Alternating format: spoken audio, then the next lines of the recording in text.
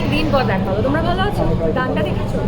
হ্যাঁ, গানটা তো দেখেছো, খুব ভালো লেগেছে, থ্যাংক ইউ।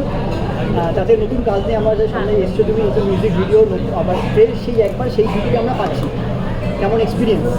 খুব ভালো এক্সপিরিয়েন্স। আমার মনে হয় জনের সাথে অ্যাজ আ পেয়ার আমার ফার্স্ট টাইম কাজ, এবং আমার ওই সেইভাবে রোম্যান্টিক নাম্বার বলতে গেলে মিউজিক ভিডিওতে ফার্স্ট টাইম করলাম। খুব ভালো লেগেছে।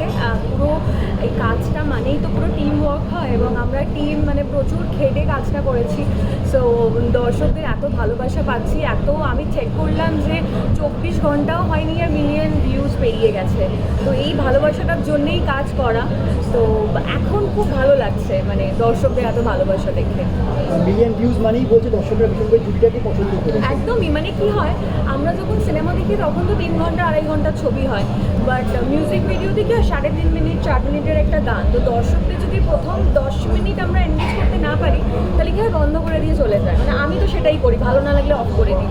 বাট দর্শকরা যে দেখছে, পুরোটা দেখে কমেন্ট করছে, আমাদের জানাচ্ছে এবং এত ভিউজ হচ্ছে, এটা আমার মনে হয় ভালো না লাগলে এত ভিউজও হতো না, এত কমেন্টসও পেতাম না।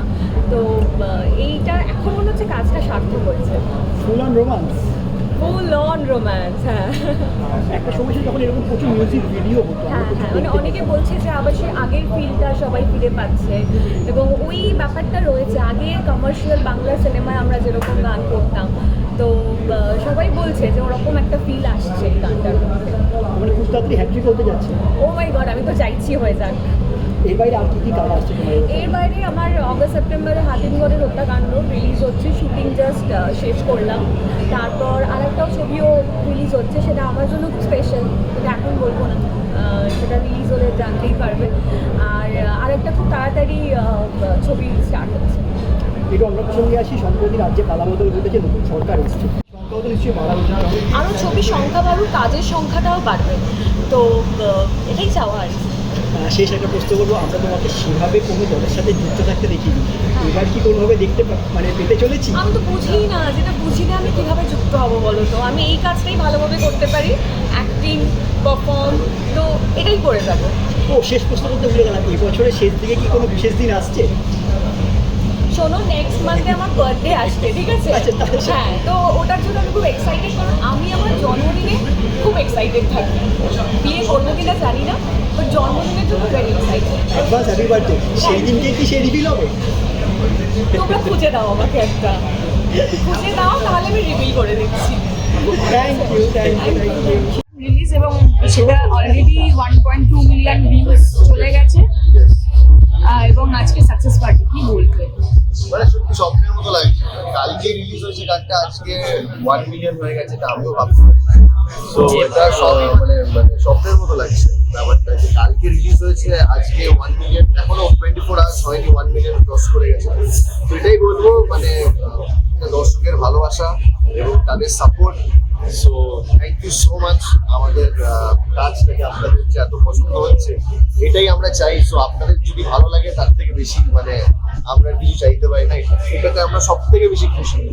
So please do give more love and more support to the music video and enjoy মঞ্চে আমার। রূপসার সাথে তো এর আগেও তুমি একটা পুজোর গান করেছো, এবং এইবারে কিন্তু একসঙ্গে কাজ করো, সেটা কেমন অভিজ্ঞতা?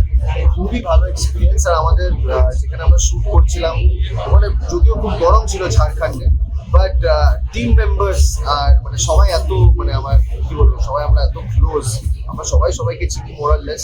So it was a very beautiful team with a beautiful একটা প্রজেক্ট।